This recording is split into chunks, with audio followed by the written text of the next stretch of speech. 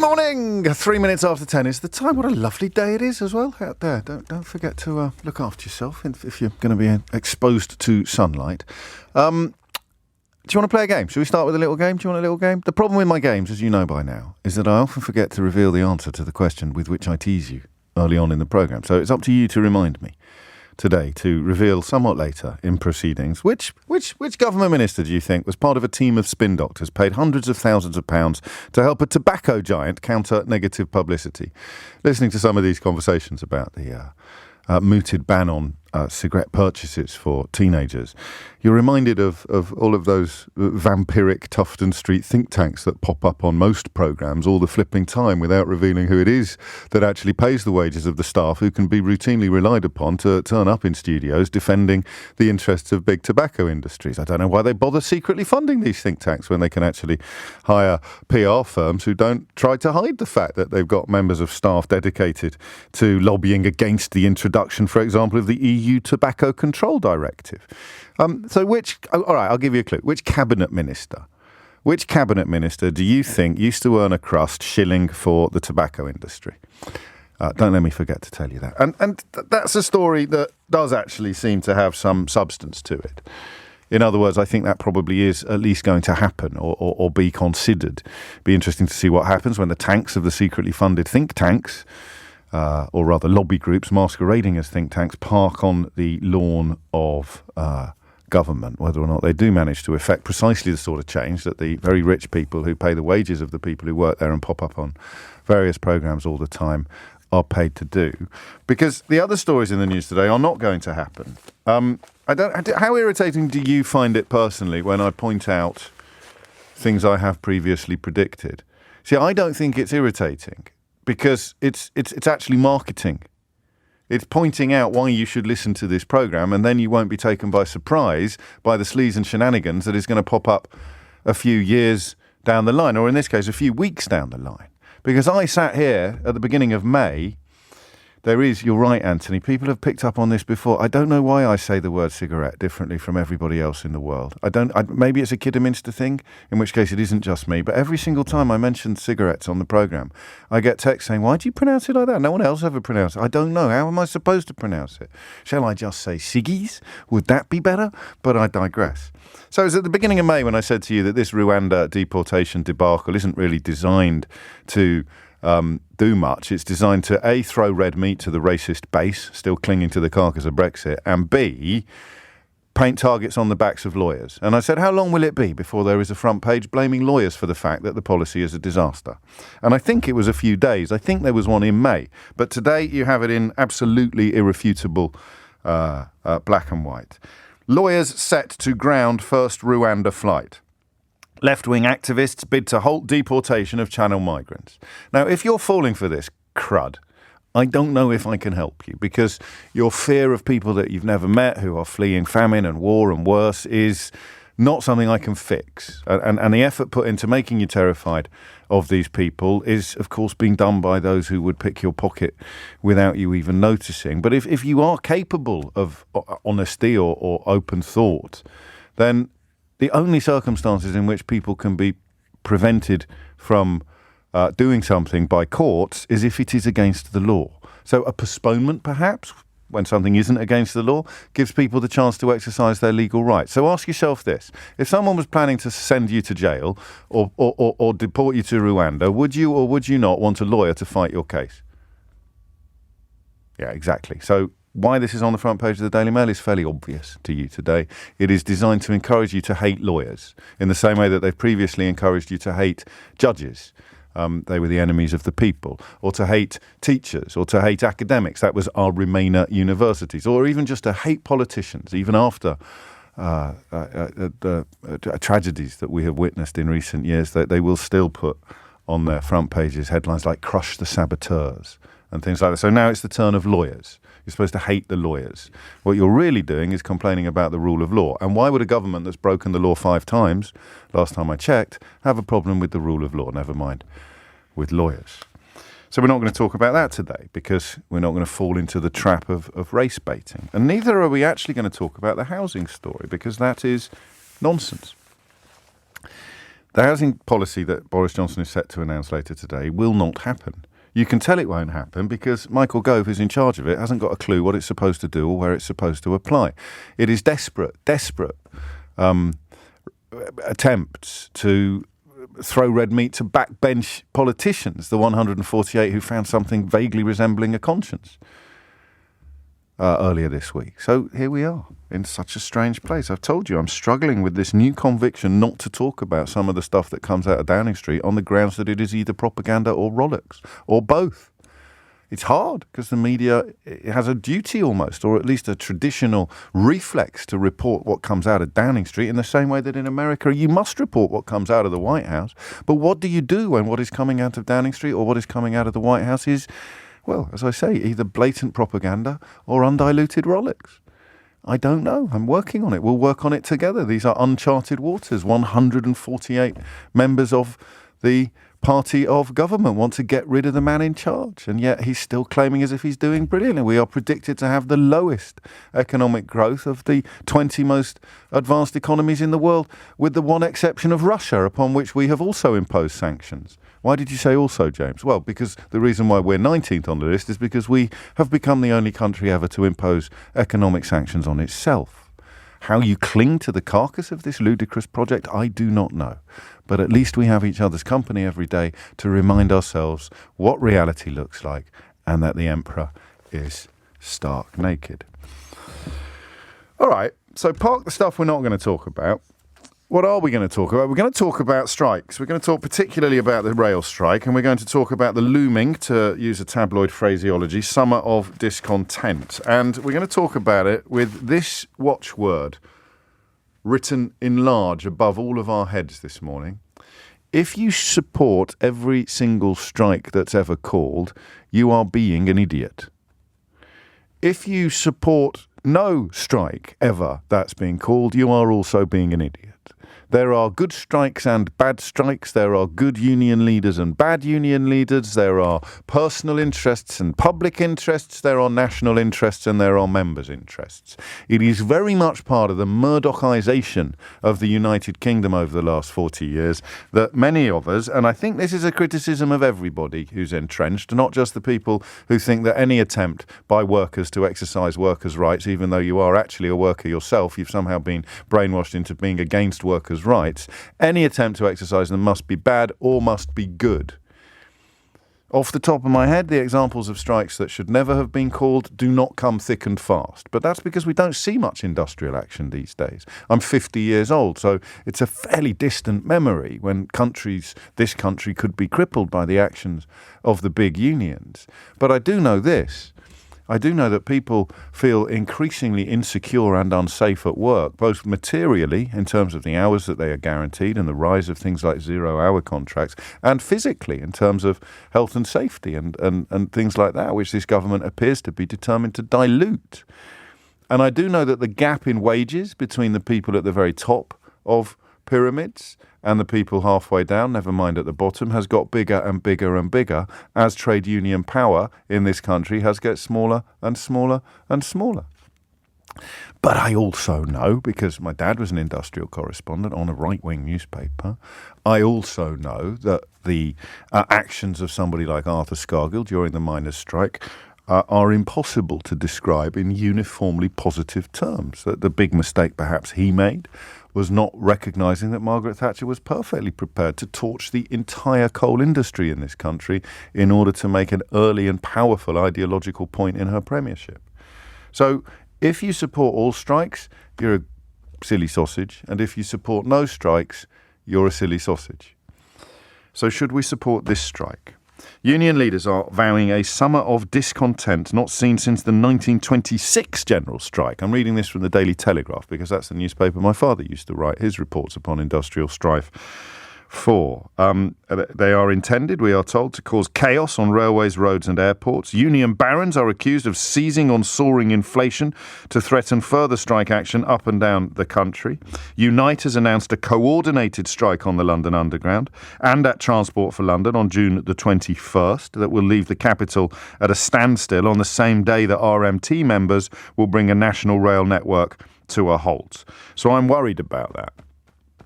I'm worried about that because I don't know how I'll get to work that day. I will probably prevail upon the management here to book me a limousine, but presumably there's going to be a run on limousines come June the 21st. So I don't know how I'll get to work. I can't walk to work unless I set off at about 4 o'clock in the morning. I could get the kayak out, I suppose, and paddle up the Thames, but that would be dangerous on many, many, many levels. Or I could sleep here. I could sleep here and get up when Steve Allen comes in the morning. I'll just set up a little camp bed in the corner. So that is something that is going to affect me quite directly. And there are also ballots coming for BT workers, which has been convened by the Communication Workers Union, baggage handlers at Stansted Airport, many other areas. Because as inflation rises, so your wages go down. Unless you are getting an inflation-matching pay rise, then every time inflation goes up, your wages in real terms go down. So I don't know what to think about this story because I don't know quite what it is being called for. I'm going to focus in the first instance on the railways. I know that I'm very lucky to have many people listening to this programme who work on the railways. Some of them are union representatives. Some of them are members of staff who don't want to take industrial action. And many of them will be on the two, in the position of being between those two extremes. And I just use the word extreme mathematically, not politically. So here is the question. What is this strike about? 0345 60 973. Because if, as the unions claim, it is about protecting jobs, it is about fears of thousands of people being handed their sandwiches wrapped in a roadmap, then I'd ask you this question. If the company you worked for was in profit and threatening to sack you to save money, i.e. to deliver even more to the pockets of shareholders and board members, how would you feel about your colleagues suggesting that they were all going to down tools in order to save your job? I'll say that again because it seems to be something that very few people are honest enough to describe.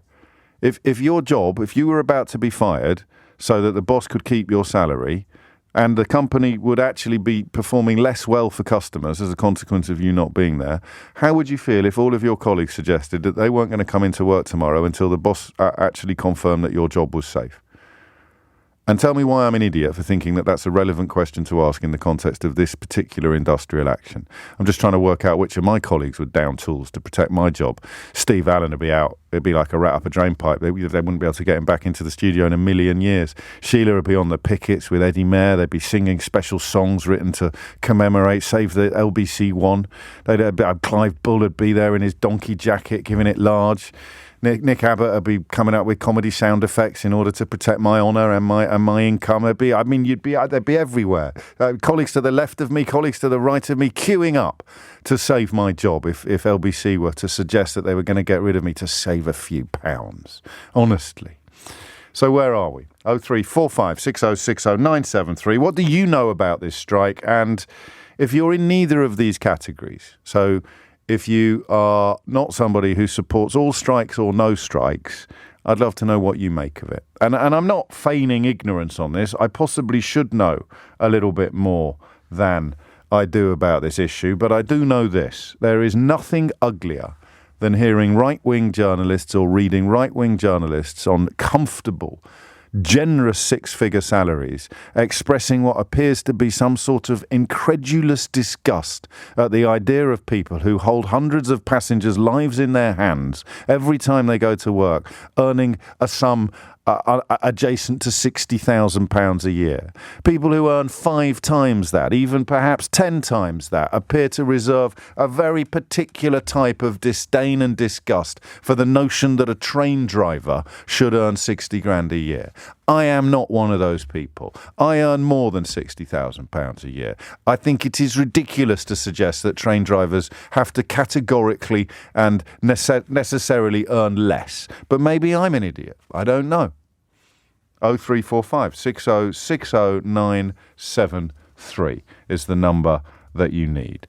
What's going on in this strike and whose side should we be on? 20 minutes after 10, Jim can kick things off. Yes, James, he writes, we should support the strike. So the pay of workers on the railways has kept pace with inflation. So what? Good for them. That's how it should be. The real story is why hardly anyone else's pay has done the same over the last 12 years. Under this government, employees everywhere have not got to share in profits. It's an orchestrated race to the bottom, with us, the public, encouraged to blame all the wrong people for our pay being poor and our conditions and contracts getting worse. It looks that way to me from the outside looking in, but I could be wrong. Jim could be wrong.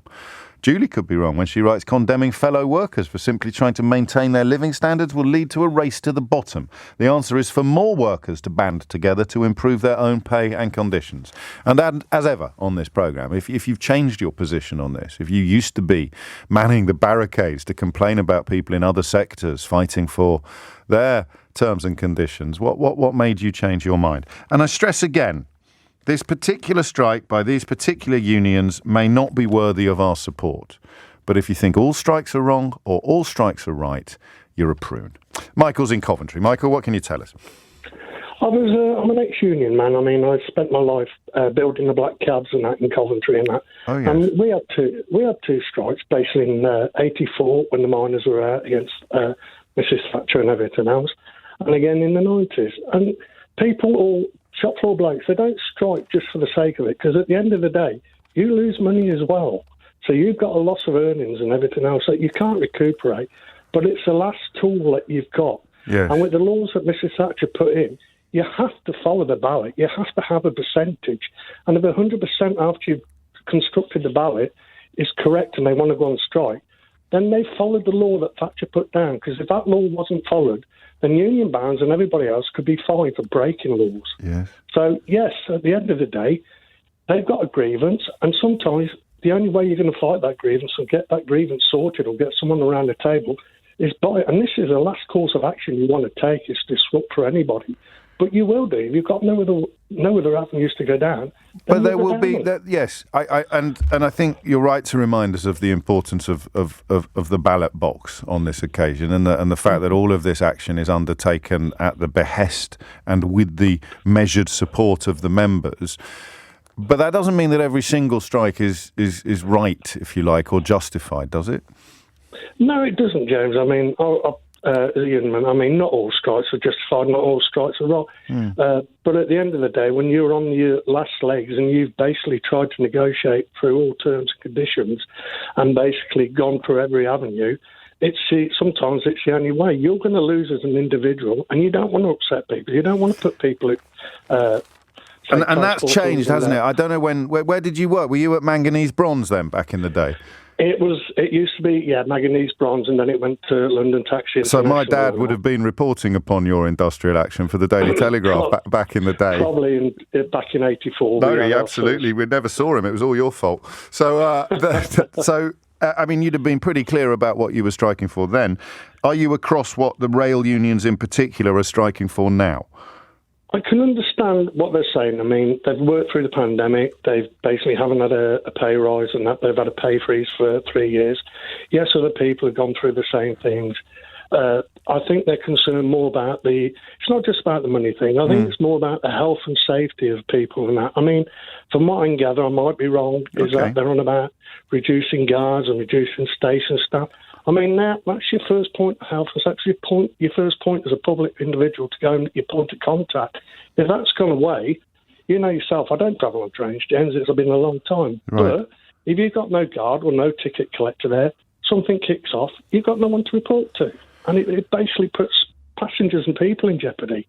It can, so yes, although there are, as you know, and I know most obviously here in London on the DLR, there are lines that run without staffing levels that are more common on older infrastructure. But you also remind me that there was a tragedy in Germany earlier this week involving a train that crashed, and the idea that this is somehow a job that doesn't deserve reward or respect, I find obnoxious. I mean, genuinely obnoxious and deeply, deeply snobbish. And it's, of course, not just drivers that we'll be talking about today. The RMT, as Eloise reminds me, represents platform staff, cleaners, guards, signallers, track and train maintenance, booking office staff, many of whom won't be on anything like 60 grand a year. But, Michael, thank you. A really important early reminder. I feel a bit bad that I didn't provide it myself, that all of these actions are undertaken not because a union leader has woken up in the morning and decided to try to give Boris Johnson a bloody nose, but because the membership have called for it and supported it. 10:25 is the time. From Coventry to Maidstone. Sarah, what would you like to say? Hello. Hi. I'm a mother of what used to be called a guard, but is now a conductor. Oh, yeah. And the first thing that it's not about the train drivers. They keep quoting the train drivers. Yes, I did just make. I know you were already on hold when I ran through that list of other people that are represented by the RMT. So I'm not taking a ticking off from you personally on this. No, I'm not saying you, but it's not the drivers. Yes. And when you're talking, they've waited, different train companies have arranged deals. Her particular one, because they were waiting for their franchise, they had to wait any pay increase till the franchise was sorted out. So it didn't happen. Yes. Then we had COVID, didn't happen. After COVID, they've been trying to have meetings and sometimes the ministers haven't turned up at the last minute. So everything's been delayed. But the thing that is the biggest bugbear is if they have the offer that they're sort of mooting that perhaps you could have this offer, it would mean that the guards would get rid of the ticket offices because the conductors can sell tickets. They would also dispatch the trains from the platforms, so they could get rid of the platform staff as an extra layer that they've got. And when you get to the other end, when you've got the barriers, because they're checking tickets on the train, they wouldn't need the barrier staff. So basically, they're talking about getting rid of 3 lots of staff to pay for an increase for the guards. And there's a security on this. And if you're talking about trains that run with one, often at night these stations are empty. And for a woman getting off in these lonely stations on her own, after, for example, the Sarah Everard case, it's a danger.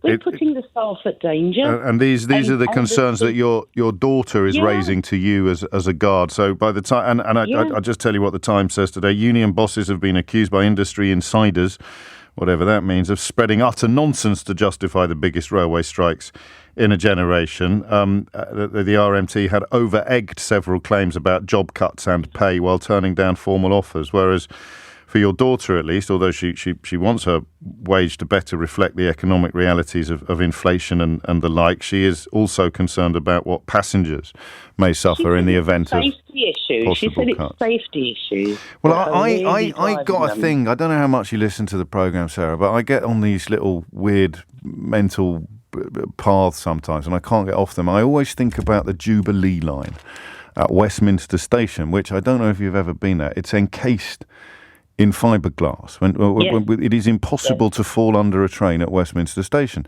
So I think to myself, why do they not do that everywhere? And then the number of deaths on the railways, on the London Underground, would be 0. And the answer is it costs too much. So somewhere, everywhere, there is a cost-benefit ratio. They weigh up the money against the humanity. And that is sadly the way of it. There's no other way it can be, because there is not an infinite amount of money in this world that can be spent on protecting an infinite number or a finite number of humans. But there has to be some decency involved in it, doesn't there? You want to think that the calculation has been made intelligently. And what you describe is a reduction in what we currently take for granted, which is very different from not spending a ton of money going even further than we've already gone. What you are describing and what you and your daughter fear is that they're actually doing things to save money that will make us less safe. Yes, it is to save money. And whereas when or to make money, maybe we should choose our words a little bit more carefully. But if you make money, when franchises made money, they were told, they put the money back into the rolling stock and all the rest of it. But since a lot of them have been taken over by the government, they've been told that the profits won't necessarily be put into the rollings, You wouldn't invest in it. You wouldn't buy shares in it unless you were going to get a dividend or a payoff on it. I guess that it's hard to do the sums completely because lockdowns and the COVID will have absolutely decimated rail travel. And that, to be fair, might be an argument against industrial action. At least give the companies a chance to get back in action and find out what's going on. You mentioned, Sarah, that the government ministers not turning up for meetings. Since the independent chief inspector of borders and immigration was appointed last March, that's 14 months ago, how many scheduled meetings do you think Home Secretary Priti Patel has turned up at with him, with the independent chief inspector of borders and immigration? Go on, have a guess. Probably nothing. Oh. Well, you've rather... Or maybe one. I don't know. We're far too optimistic. You were right the first time. It's 10:31. Holly Harris is here with the headlines. It is 10:34. You're listening to James O'Brien on LBC. This is quite interesting. Let me read you this. I don't know which order to do it in. This is how divide and rule works. Okay, the RMT wrote to members in January promising to push for pay increases above inflation, which hit a 40-year high of 9% in April. The median wage of the 40,000 workers who will walk out nationwide on June the 21st, 3rd and 5th is £33,000, while staff such as signallers earn an average £44,000. And then this paragraph, 1, 2, 3, paragraph 4 of the Times coverage today. Rupert Murdoch, of course, has done more to destroy trade unions in this country than anyone, with the possible exception of the late Margaret Thatcher. Then they add this. In comparison, teachers earn an average salary of £37,000, nurses get £31,000, midwives make £25,000 and carers take home £17,500. The average UK full-time worker earns £31,800 according to the Office for National Statistics. So the striking rail workers have as a median a salary that comes in at £1,200 a year more than the national average. But why would they list all those other alternative ones? Well, I suggest you look up divide and rule in a dictionary of phrase and fable, which is why this from Kathy is such an interesting contribution. She says, as an RGN in the NHS, I'd have loved 60 grand a year. I can't go on strike, but I support this one as it's not all about the train drivers. Like nurses, the lower ranks will also be using food banks. The right wing only see the 60 grand and then start spitting acid up the workers. When I used to do the panel type scenarios in television studios, and looking back, it must just have been vanity. They're an utter waste of everybody's time, including the viewers. But you sit there saying, well, there's a rather good story in the Daily Mail today about this, that, or the other, and you get paid £100 or something, so I suppose that's why I did it. I remember having moments when I moved over from being a sort of shallow-end showbiz journalist into getting more and more interested and engaged in politics. I remember having moments when I genuinely couldn't believe what I was hearing. So there's this line that if the public sector staff go on strike over, for example, mooted changes to their pensions, you can form an orderly queue of people ringing a programme like this to say, well, my pension's been absolutely decimated. Why should they have a good one? And I used to sit there thinking, am I missing something here? Or is this a bit like saying, well, I got mugged last night and I won't be happy until everybody else has been mugged too? And that's the point that I think Kathy rather beautifully exposes. If some people are getting paid fairly, the fact that other people are not being paid fairly is not an argument to reduce the pay of the people being paid fairly. It's an argument to increase the pay of the people being paid unfairly. And don't forget to look at the fortunes of people like Rishi Sunak and the rest of the Sunday Times rich list if anybody dares to tell you that this is unaffordable. Of course it isn't. Was it 60? Well, I'll check on the numbers before I share them with you. 10:37, and not many entries yet for my little quiz as the question of criminalising cigarette purchases gathers pace in the news. I want to know which cabinet minister you think used to earn a crust working as a spin doctor for a tobacco giant to help counter negative publicity and indeed to lobby against the introduction of the EU Tobacco Control Directive, which was brought in shortly after the new millennium. Can you guess which one it is? One of her tasks at the time was to ensure that a letter from the head of British and American Tobacco outlining his objection to the directive was faxed to every single MEP. 10:38 is the time. Jordan is in Sheffield. Jordan, what made you pick up the phone? Well, thank you for taking my call, James. Very It's well. not the first time we've spoke, but so I'm in quite close to this situation. I don't know if you remember, I work as customer service for a rail franchise. Yes. And if you're looking for the answer to why they're all going on strike, it's to protect their jobs, classically, but the reason is that operating companies are looking to try and cut costs due to the lower passenger numbers that we've experienced. It's not what they're saying. I'm interested in your ringside seat, but they are not saying that explicitly, are they? They're claiming that it's overdue and it's updating and no jobs will be lost and all this sort of thing. So they're not saying they're trying to reduce wages. It's classic corporate lines, really. But yes. If you look at the numbers, when I started at that work, it was at the height of the pandemic. I mean, there was 150 people sat in an office doing nothing. No one was travelling everywhere. In the training, they tell us, pre-pandemic, 98% capacity, 98% on the rail network. Since then, we're at what? I think 70. It's a huge loss in revenue. Massive, massive loss. So it's, and the unions see it's going to be, where is there going to be the cost cutting? Train drivers, conductors on 60, 70, signallers on 40k a year, as you just said. But again, no one is suggesting that they're going to get their wages reduced. They're just resisting rises that are tacked to inflation, aren't they? Yeah, effectively, yeah. I mean, they can't afford it. They can't. The money's just not in the system anymore, James. It's just not. I mean, the government pumped 16 billion in during the pandemic. I wouldn't be shocked if that's run out, to be honest with you. But this is because they had to axe the franchise model because people weren't travelling, which again, I mean, this is possibly a bigger picture than the one we're examining today. But it reminds me a bit, Jordan, of when Lloyd's of London was in trouble and lots of people who'd been making a ton of money from being at Lloyd's names suddenly lost a ton of money and they were in uproar because they didn't think they were the sort of people that lost money when they gambled and they were lobbying the government and trying to claim that they should get compensation, whereas in fact investing money in an insurance company is a gamble, and if no claims are made, you keep the premiums, and if claims are made, you're liable to pay out on them. And that 16 billion that you just referred to essentially propped up an industry after the franchise model fell apart because of lockdown. So taxpayers, that works out off the top of my head about 600 quid per household in this country, doesn't it? 16 billion quid.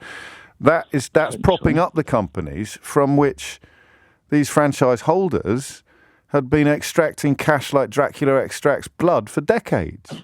And now, in order to prop up the financial holes left by the collapse of that system, it's the workers that are going to have to pick up the bills. Now, I'm not suggesting we could track down every shareholder in every franchise and rinse them for the cash that is liable, but you must see the lack of natural justice in telling a platform worker that they're going to have to shoulder the financial burden of the lockdown when all of the companies that were making hay while the sun shone, all of those shareholders, all of those investors, they're not going to be touched.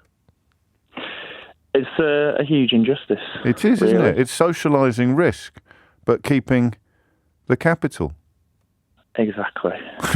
But I guess what you're telling us is that there's no other way through it because numbers are numbers.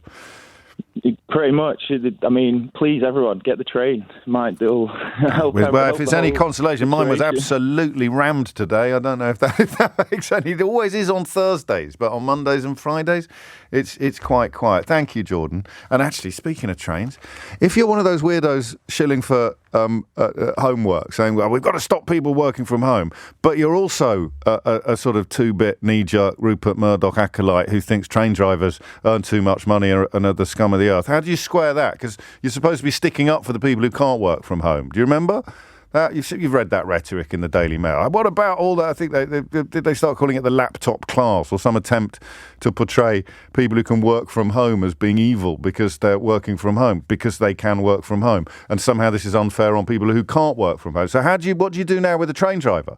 Because when you're being an idiot about working from home, the train driver, you're pretending to support and care about her. But when you're being an idiot about industrial action, the train drivers are the scum of the earth who don't deserve anybody's support at all. So I don't know. I'll have to wait until the columns come out on this issue to find out how people manage to uphold that level of cognitive dissonance. We must look after the train drivers. It's not fair that they have to drive trains. They can't work from home. All of these scumbag millennial woke snowflakes working from home. Down with that sort of thing. Train drivers would actually quite like to secure an inflation-reflecting pay rise. Down with those pesky train drivers. They're absolute scum. How hard can it be to drive a train? No matter that history is littered with examples of deaths and casualties as a consequence of train accidents, we must be rude and horrible to... How do you do that? I don't know. Answers on a postcard, please. 0345 6060 Curtis is in Birmingham. Curtis, what would you like to say? Well, I'll tell you what, I wish I could work from home, but unfortunately I'm a lorry driver. Well, you'd struggle. You'd struggle. Yeah, I would. Basically, do you know what? I don't blame the train drivers for striking. I really don't. But what we've got to remember is most of these train drivers are on, 1,000 plus a week. Now, as you have heard, I'm a lorry driver myself. Yes. So you think about it, can you imagine if the haulage industry took a strike for 3 days?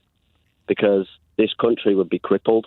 Well, it would. And as a consequence of that, you might secure a pay rise because the people who own the companies whose goods you are transporting, and this isn't going to come as a shock to you, Curtis, not only are they worth a bob or two, but the gulf between what they take out of the business you work for and what you take out of the business you work for grows every year, especially under a Conservative government. Yeah. But well, this is the other problem because obviously I'm in my lorry right now. I've parked up because. Whereabouts? Are you in Birmingham, or is that just where you normally ring from? No, I'm currently heading up to Manchester to deliver a load. But okay. Obviously, I live in this truck from Monday to Friday. Yeah. So I don't get to see my daughter through the week. It's only literally on the weekends that I actually get to see my daughter. So the sacrifices that myself, not just myself, but there's thousands of lorry drivers out there that they make not seeing family for $6.50 a week. I know, but you heard what I said, didn't you, about people getting a good income and people not getting a fair income, a category into which we might put you. You don't fix that by dragging down the people getting a fair income. You fix it by dragging up the people not getting a fair income, don't you? Yeah, well, like, I would go for a strike. I would personally strike. But you're not myself. Are you in a union? No, I'm not at the moment. There you go. You see, they are. And this is what scares the hell out of the kind of people that own the Daily Mail or secretly fund think tanks. They hate the idea of people like you joining a union, exercising collective bargaining power and restoring some of the rights that previous generations of lorry drivers would have enjoyed. Yeah, but the difference between like a train driver and myself is if I was to go on strike, that just adds my name to the top of the list to not get jobs. To be sacked in the near future. Yes. Whereas and plus, I'm replaceable. I could be replaced tomorrow for somebody that could potentially work for cheaper. Not if you've got a strong union, you see. Well, this is what I mean. Yes. So are you here to complain about the train drivers having a better deal than you, or to complain about yourself having a worse deal than the train drivers? Because they're not the same thing, are they, Curtis? I'm telling you now. If any train driver operators or any employers are listening to this, I will happily shake your hand and give up my lorry licence and become a train driver and do this. Send in your CV. But you wouldn't become a station cleaner, though. You wouldn't become, somebody earning less than what you're currently earning now. So it is a little bit of swings and roundabouts. And we all perhaps need to be careful not to get led immediately to the top of the income tree for railway workers, to the drivers. And I've got to tell you, I've spoken on occasion. Curtis, mind how you go, mate. Thank you for pulling over to talk to me. Stay safe on the road. But I've got to tell you that I don't want to sort of over-egg this, but I think the number you know what sometimes happens in stations. You know what some people who've reached the end of their tether sometimes do. I've got a mate who is a van driver. You know him as well, actually, and he had a horrible experience. He's spoken about it on this programme a couple of times. still hasn't recovered, has post-traumatic stress disorder. And every time a train driver goes to work, they know that might happen to them. So again, these attempts, and the same's true of a lorry driver, of course it is, although it's not as commonplace an occurrence. The idea that these people don't deserve any respect or support, or at least deserve our ears, we must listen to them rather than signing up for some knee-jerk, ludicrous, immediate attack, is actually deeply obnoxious. Especially if you do something like this for a living. If you write a newspaper column for a living, or you sit behind a microphone on a comfortable salary, just talking for 3 hours a day, insulting people who take hundreds of lives in their hands every time they get into the cab, and know that they might feel responsible for ending one without making any mistakes at work. Every single journey they undertake, that's a real and present danger that some of their colleagues will have endured. Well, it's just gross, isn't it? 10:49 is the time. 10:53 is the time. Shall we play true or false? To mark Her Majesty's Platinum Jubilee, a hand-painted enamel-on-copper musical box commissioned from Halcyon Days has been gifted. 100% handmade in England, finished with a platinum mount. When opened, the musical movement plays Handel's Hallelujah, a symbol of praise. This gift honours her exemplary service and phenomenal achievements. The box uniquely pictures number 10 Downing Street on the top and a miniature portrait of all 14 of Her Majesty's Prime Ministers since 1952 around the sides. These portraits are surrounded by the same yellow shade found on the staircase walls at number 10, which famously feature pictures of all the British Prime Ministers. On the inside lid, an inscription including the names of the cabinet can be found as a token gesture to illustrate their unwavering admiration and respect for her dedication and service to her people and her beloved Commonwealth. True or false? I'll let you decide, and I will reveal to you shortly which current member of the cabinet used to lobby for the tobacco industry on a day that there is conversation about the possibility of banning the sale of cigarettes to anybody under the age of 21. 10:54 is the time. Back to the rail strikes, which nobody wants exactly, but which we shouldn't necessarily be quick to dismiss or not to support. Bev's in Welwyn Garden City. Bev, what would you like to say? Hello. Hello, Bev. Hello. I'm actually a retired NHS worker. Okay. And my partner's a railway worker, Right. and I fully back them going on strike. The NHS, along with the teachers, went on strike. It was in the 2000s, just for a day, because of what they did to or what they wanted to do to our pensions, which made no difference. My partner has gone through 4 franchise changes, and each time his terms and conditions, he's lucky, he's ex-British Rail, Right. have been toured. But they're doing it by the back door. Each franchise seems to bring in more and more contractors, worse terms and conditions. It's more people like him, because a lot of the drivers are with ASLEF, aren't they, rather than the RMT? They are, I mean, yes. it is, and I've fallen into that trap a little bit today by focusing or mentioning the drivers, but this is probably more to do with maintenance staff and platform staff and the workers signallers and the people who aren't earning the salary, which apparently some people on several hundred grand a year think is disgustingly high for 58 grand a year for a train driver. It's the train maintenance men who actually, when there is what they term a fatality, it's those train maintenance men who are cleaning the body parts off the trains. Oh dear. Yes, I mean that's not what I would call a menial task, Bev, or something that doesn't deserve proper respect and proper protection. They deserve the money they get. They have to be fully trained. They have to have a lot of rail track safety certificates, and I unfortunately, or red tape, as the Tories like to call it. What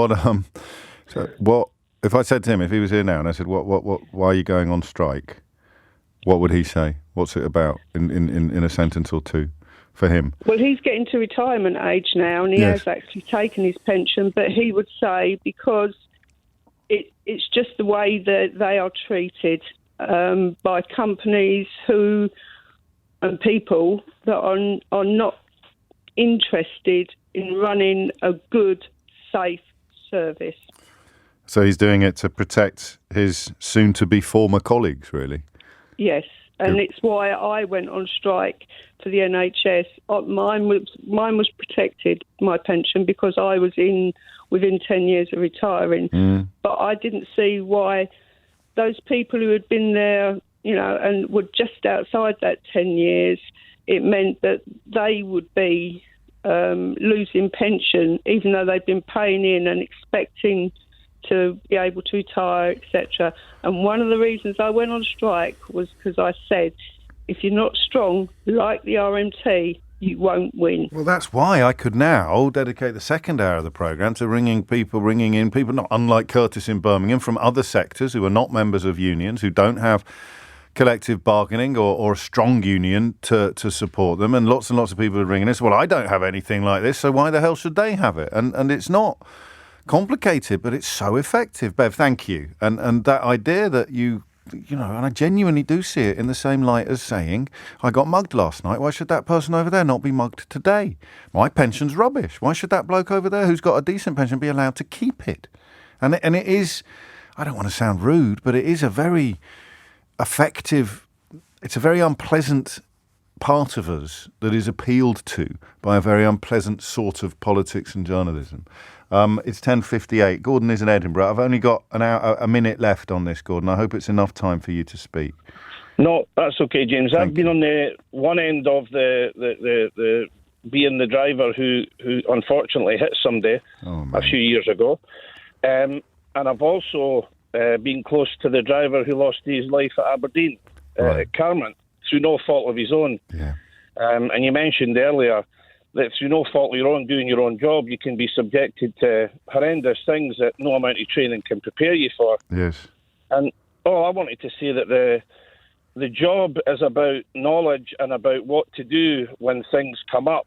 Day to day, you do just drive the train. You go backwards and forwards, but there's so many other things. I'm no person involved because I'm ASLEF, but I do support. Most drivers will be, won't they? So is it a bit of a red herring when and I fell into this trap as well, perhaps today, when we talk about trained drivers' salaries in the context of RMT industrial action? Yeah, well, there are RMT drivers, but of course there are some. The shortages in Scotland are not necessarily about shortage of people not doing overtime. It's more shortage of drivers. Yeah, but a driver's job, if people really looked into it, they would see that there isn't really any amount of money that can prepare you for the things that can happen, but you get paid the rate for the job, and I think it's proportionate to what you have to do or maybe have to face. And some people go through their lives without incident, and there's other people. And it's part. I mean, it's there, isn't it? It's. Well, your caller earlier mentioned the maintenance staff who I take my hat off, who have to deal with the aftermath if I hit somebody. They've got to clean the trains. So there's a lot in it. That's what Bev just told us. I'd never even thought about that. Clean isn't quite the right word, is it? There should be a new word to describe that particular duty. And this encouragement, this invitation you get from right-wing media to look down upon these workers is yet more evidence of the kind of culture wars that they like to talk about so much. Who are we going to be hating on next? Oh, let's pick on train drivers, or let's pick upon railway workers charged with clearing the results of a horrible and grisly tragedy. Let's stick a target on their back. Oh, and by the way, we're not talking about the Rwanda debacle today, but that has now reached exactly where I told you it would reach a couple of months ago, with the Daily Mail front page encouraging you to hate lawyers. So down with workers and down with lawyers, which is a wonderful position to adopt as long as you don't work and hate laws. 5 minutes after 11 is the time. You're listening to James O'Brien on LBC, where we're going to turn our attention next to a bit of a humdinger. I like this story because, a bit like the conversation yesterday about the ridiculous decision to withdraw a film from being... the regrettable decision to withdraw a film from being screened because some people didn't like it. But also the acknowledgement that if you were running that cinema and you had a bunch of teenagers on minimum wage in charge of policing those protests or responding to those protests, then you'd be a bit foolish to leave the cinema open, or at least to leave the film on in the cinema. I like conversations like that because at first glance they look black and white, and at second glance they turn out to be anything but. And I think this story about tobacco sales may fit into that category as well. I am, as you know, a fan of the Twitter, a very big fan of the Twitter. And I like it when people who I like say things that I don't ordinarily agree with. One of the things, and I think one of the reasons why traditional outlets have such a problem with Twitter, the Mail is always banging on. Do you know the Mail actually ran a story after it was announced that Elon Musk was going to buy Twitter? Have I told you this? The Mail actually ran a story about the number of people they don't like who had apparently lost followers on Twitter after it was announced that Elon Musk had announced plans to buy Twitter. You think I'm exaggerating? You can look it up. And including me. Apparently I had lost, even I don't keep track of my followers very closely, but apparently I lost 200 and something followers after Elon Musk announced. I normally go up by, I don't know, about a very, very good month. See, I've no idea. Maybe 10, 20, I don't know. But apparently after it was announced that I'm on about 14 at the month, 57, 950,000, I don't know. Apparently, after it was announced that Elon Musk was going to buy Twitter, my numbers went down by a couple of hundred, which some poor sod at the Daily Mail, who presumably went to journalism school, had to actually write up as a news story. James O'Brien loses Twitter followers, and all the other people you'd expect as well. So without actually checking, I imagine Gary Lineker was probably in there. Owen Jones, maybe. I don't know. Lily Allen. Who knows?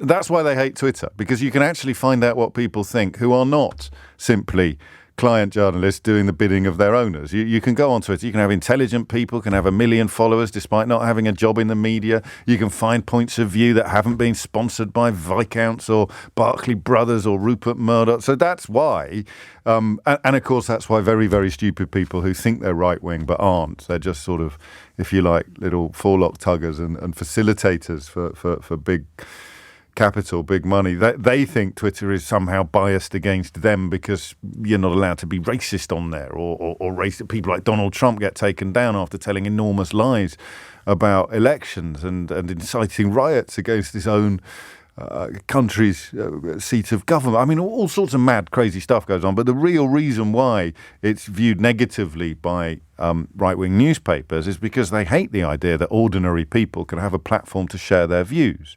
You get a lot of snobbery about radio phone-ins in the past as well. And a particular world view would be that this program is absolutely disgusting because I'm listening to this radio phone-in program and there's people ringing in who are clearly cleverer than I am. That's not what radio phone-ins are supposed to be like. It's supposed to be full of taxi drivers banging on about how there's too many immigrants in this country, or how working from home is wrecking the infrastructure of our nation, despite the fact that I can't begin to explain how that works or why that is. So the idea that ordinary people, intelligent, informed, educated, whether in institutions or by themselves, should have actual platforms to share opinions that the people who've bought newspapers don't like or don't want to see shared is why Twitter can be something of a negative. Jason tells me I'm on 950,000 followers on Twitter. Good Lord, that sounds like a lot, Jason. Perhaps I'll be on 1 million by the end of the year. If you'd like to follow me on Twitter, and frankly, who wouldn't, at Mr. James OB is the handle that you need. Keith's on there as well. If you want to follow Keith, he's at Keith True. So that will be his little moment. So I like it because this tobacco story has got a variety of responses from people that I like, which are actually at odds with each other. So people talk about it as personal liberty, and this is an area I find fascinating. Our freedom to hurt or harm ourselves. That's such an interesting turn of phrase, don't you think? It reminds me of Jamie as well a bit, Jamie Oliver as well. Some people find it very hard to understand why other people are passionate advocates of our freedom to harm ourselves. But when you think about it, a lot of the stuff we enjoy, whether it is in the short term or the long term, I think it's usually, the stuff I'm about to mention is usually in the short term. A lot of the stuff that we think we enjoy, or that gives us a bit of a high, if you like, legal high, although that's quite arbitrary as well. We'll probably get onto that. It's not very good for us, is it? Now, listen, I know exercise makes you feel fantastic. No one's ever going to legislate to reduce exercise. I know you can introduce endorphins into your bloodstream, and you get a very tingly feeling. I'm becoming quite a big fan. Here's a very partridge-flavoured phrase that's about to issue from my lips almost unchecked. I'm becoming quite a big fan of vitamin D. I listened to this neuroscience podcast by a Princeton professor. It's to do with something my wife's studying at the moment. No, don't unfollow James and follow Keith. That would be ridiculous. There's plenty of room on Twitter to go round. Stop sending me these trolly messages, you menace. Where was I? The idea that you vitamin D. I get quite tingly after sunshine. I don't know whether you've ever noticed this. You've got to be careful with the cream, but I'm going to be quite boring now. A lot of sun cream can actually get through the blood-brain membrane, is what I learned on. I know what you're thinking. You're thinking, James, I enjoy your show, but I really think trying to explain neuroscience because you listen to a podcast on your way back from Norfolk at the weekend is probably a stretch too far. And do you know what, my friends? I think you might be right. I think we'll park that attempt to make neuroscience digestible for the masses because I listened to a podcast while nodding off in the car on the way back from Norfolk last weekend. But anyway, vitamin D is good. Let's just leave it at that. And you get quite a tingly feeling when you've been in the sun for a while. Not a burny feeling, but quite a pleasant, you know something's happened to your body. So not everything that makes you feel good is bad for you. I don't know why I didn't just say that and leave the rest of it at the door, to be honest with you. But what do you really look upon? And there's a big danger in the context of obesity about talking about the stuff I'm about to describe as treats. But that's how I was raised. My sister and I eat sweets. I'm a lot better now than I used to be. But well into our 30s and 40s, my sister and I ate sweets like we were 7 still. And we tried to work out why, because I don't think there's a particular... Well, it wouldn't be genetic anyway, would it, in my family, because we're both adopted. But why would we both eat sweets long after all of our peers and our sort of age group, our contemporaries, had stopped eating sweets? They still enjoy the odd sweet. You might have some boiled sweets in the glove compartment or something like that. But my sister and I would hit the pick and mix.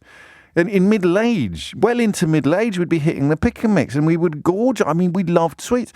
And we think the answer was probably that mum and dad, mum in particular, rationed us even more than most children back in the day. So we'd get Friday sweets and we'd get Tempe and we'd go to the local shop on Hercott Road and we'd spend hours trying to decide how we were going to spend our Tempe on our Friday sweets in a little white paper bag, and we'd come out and that would be the only sweets that we ate all week. Mum used to buy low-calorie orange squash, which tasted... I'd nearly used an entirely inappropriate word then. That would have got us all into trouble. It used to taste rank. It really did. But that's mum had this. So sugar. We never had low-calorie yogurt. I don't know why. It was a 70s thing. And we think that's why, well into middle age, we loved sweets. Only recently weaned myself off them. So what is the thing you do? What are you thinking of now? Did you give up smoking a few years ago and still you walk past someone sometimes having a smoke and you have an almost kind of primal urge to, oh man, the little hit I used to get from the first rush of nicotine into my bloodstream is just, I miss it so. Do you ever stop missing smoking? I don't know. The first glug of beer after, all of this is bad for us. Even in moderation, all of it, we're better off if we don't do any of it. But where does it leave us as a society if they criminalise or prohibit everything that makes you feel good? And that sounds like a powerful argument, right? Until I point out that people who use heroin often claim it makes them feel fantastic, but you don't have a problem with that being illegal, do you?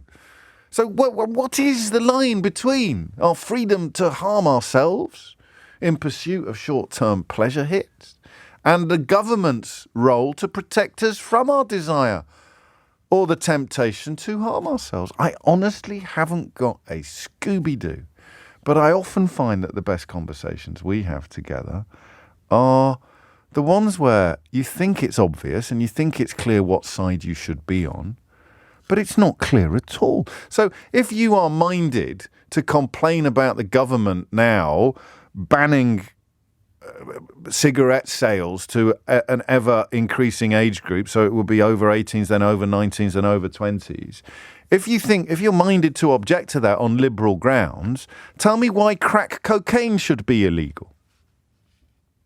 It's just gradations of harm and damage. You know? Why should cannabis be illegal when 60% proof rum is legal? There's no rhyme or reason to any of this. So what's the answer? Do you legalise everything? Or do you criminalise everything? And if you were going to make it binary, you'd probably come down closer to legalising everything, because that would include the stuff you like, whether it's, I don't know, snuff or crack cocaine, versus criminalising everything, which would include the stuff you like, whether it's, you know, cooking lager or pure grade heroin. I don't know and I thought I did. Even 6 minutes ago, I thought I had quite a good opinion on this, but the more I've talked, the more ridiculous my opinion has become. And that's why I like these sort of subjects. What are we going to do? So, look, we can do the simple bit, which is, what do you think about the legal age for buying cigarettes being raised annually so that those born after a designated year will never be able to purchase tobacco legally? What do you think about that specific proposal? But really, the more I blather on about it, the clearer it is that there's no rhyme or reason whatsoever to the things that governments prohibit and the things that they allow. So how would you decide? Let's do it like John Rawls's veil of ignorance, yeah? Let's pretend we know nothing about what we are, who we are, where we live, what we like, what we do, yada, yada, yada, boom, right? We know nothing. If you were in charge of deciding what stuff governments should prohibit, what criteria would you employ? So here is the line. On that side of it, it's illegal to buy it, and on this side of it, it's legal to buy it. And a little bit of wiggle room with age limits, okay? But again, why? Talk to me about that line. How would you? Because I haven't got a clue. When I come back from the break, I might have a brilliant and fully formed answer to this question, but at the moment, I've got nothing. How would you decide? Here is a line. On this side of the line, substances are forbidden from sale to you and to me. On this side of the line, you're allowed to buy them. What's the line? 0345 6060 973 is the number you need. And if that's a bit too philosophical, then what do you think about the idea of essentially banning the sale of cigarettes incrementally, year by year, until in some unspecified, well, not unspecified, at some point in the future, there will be people alive who have never been allowed to legally buy cigarettes. You're banning new generations from buying cigarettes without banning the people who have got a 60-a-day habit that they're never going to kick in a month of Sundays from feeding their fix. 18 after 11 is the time. Phone lines are open. You might be lucky. I don't know, actually. This one might go bonkers, or it might be very easy to get through. There's only one way to find out if you've got something interesting to say. 0345 6060 973 is the number you need. 21 minutes after 11, the simple question of raising the legal age for buying cigarettes annually so that eventually those born after a designated year can never purchase tobacco legally, versus the philosophical question, I think, of where is the line between what governments should prevent us from buying and what they shouldn't prevent us from buying. And I don't know where I'd put that line at the moment. Ian's in Chobham. Ian, what would you like to say? James, good morning, sir. Hello. Cracking show as usual. But just a quick point, really. I'm completely unprepared for the call, so bear with me. Me too, mate. Me too. So we should be golden. Go on. Indeed, it's an interesting debate, isn't it? And I think what's illegal compared to what's legal has been dictated by time to an extent.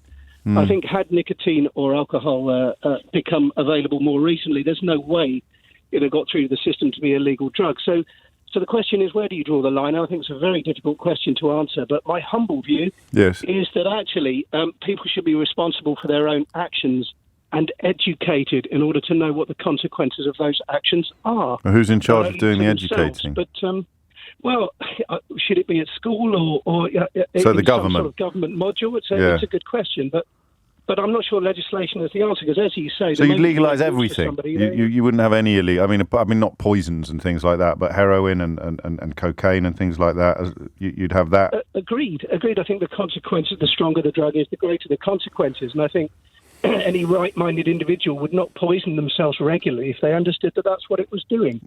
But they do. As opposed to sort of glamorising it with What cigarettes. was your cigarettes vice? were marketed in the past. Did you have a vice back in the day? I used to have all of the above, James, and now I don't do any of it. I gave up drinking, which was my last habit of choice a year and a half ago, and you know what? I don't miss it one bit. I'm glad to hear it, but were you not a right-thinking individual when you did drink and smoke?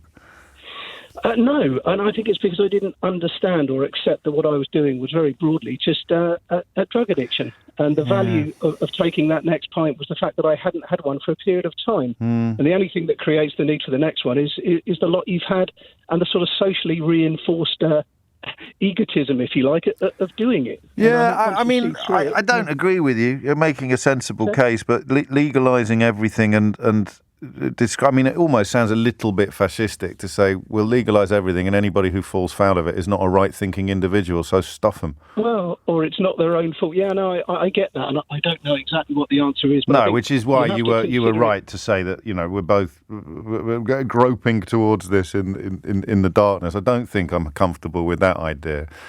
Not least because how the hell are you going to ensure that everybody gets educated? You've led me down one of my favourite thoroughfares, which is about the nonsense of freedom of choice. It's only a free choice, for example, to smoke a cigarette if the advertising budget spent in the 1970s encouraging you not to smoke were exactly the same as the advertising budget spent encouraging you to smoke. Or if you're getting part of your obesity is due to drinking fizzy drinks, then you are not exercising free choice because the lobbies behind the sugar punting producers dwarf the amount of energy and expense that you have going in the opposite direction. A lot of it's done voluntarily by people like Jamie Oliver. So, you know, the notion that he is an equal and opposite force to Coca-Cola is patently ridiculous, which is why I struggle slightly with the education issue.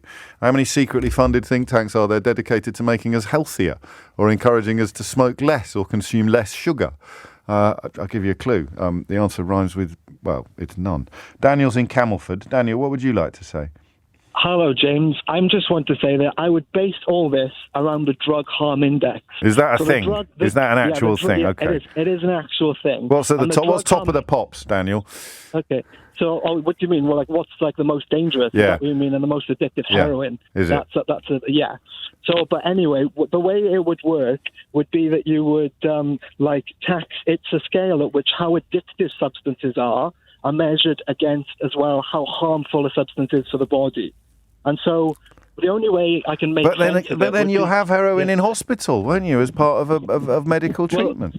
Well, you pick a line on it where you'd say, right, everything to the right of this and to the further, up from this is illegal, and everything further left and down, then you say that's legal. So you'd have like a scientific point at which you say... Where would you put it? Where would sugar go? Where would I put it? Well, I'd allow sugar. Of course I'd allow sugar. But sugar's really awful. Sugar is appalling. There's no positives to sugar. Wouldn't you? What? Well, you'd have enough tax in order to pay for... Well, then you're moving... Your line is already perforated, Daniel. It's a perforated line now. Why is it a perforated line? Because it's going to be slightly policed by taxation levels rather than simple ease of access. Why can't you just put really high taxes on heroin? You would put, well, no, because you'd pick a point, like I said. Where is the point? What point are you picking? You've got to pick a point or two. I can answer that. I would put it at like the tobacco alcohol level, as they're quite similar and close to each other. That's where it is now. More addictive. Yeah, exactly. But there's a lot of illegal drugs that are less addictive and less harmful than alcohol and tobacco. So LSD would be one of them, for example. But that doesn't really have any negative LSD, for example, physical. Should be legal, but it should be higher taxed. Right. And so then all of that tax that you collect, you would just stick into health services, into transport. You distribute it throughout the rest of society. I'm trying to find the drug harm index now. You've intrigued me. Okay, yeah, that's fine. If you literally Google drug harm index, you'll find dependence against physical harm. You'd see all the... No, mate, alcohol comes top. No, alcohol, you're looking at the one where things are legal and it's how dangerous for the effect on society currently. Britain's drug harm score out of 100 from 2010. Alcohol comes top and heroin comes second. Do you understand? So, But heroin's not legal. I'm trying to explain to you why. Go on then. And that's because alcohol is legal at the moment. And the one that you're looking at, the particular drug harm index that you're looking at the moment, is showing you the effect on society as things currently stand. Now, if you were to just go back out... Oh, I see what you mean. So usage... Are you sure Google, about that? Because heroin comes 100%. second. 100%. Okay, so if you fair go enough. back out, if you like, you're probably on Google Images. If you go back out of Google Images and look at another one, which will have like red and yellow points of, and literally it'll be physical harm. It'll be like dots on a spectra rather than graphs, rather than like bar charts. You'll have a plot of physical harm with actual. Why do you know so much about this? Well, I don't know quite how much I should go into this, but Well, are you an international drugs lord? No. But, well, that's what they all say. I've just thought about it a lot due to my dad growing up. Let's just put it that all right. way. Say no more. What do you feel about this tobacco proposal then, specifically today? I think with tobacco, I would, to be honest, keep it legal, but I would make sure there's way more tax on it. I know there's a lot of tax already, but I just think tax it and just like make sure it covers all of the society's healthcare costs on it. Tax it into oblivion. Is that not unfair on poor people? I don't think so, no. I think that if you're going to damage your body in any way, shape or form, you should pay for it society-wise. So then, you'd have the money to educate people not to do it, and you'd also improve other services like public transport by smoking. I think you might. I think you might be top of the class today. I think you might be top of the class. You'll like this though. I used to know a fella in when I was living in East Anglia. There was a lovely taxi driver who used to pick me up at Ely Station.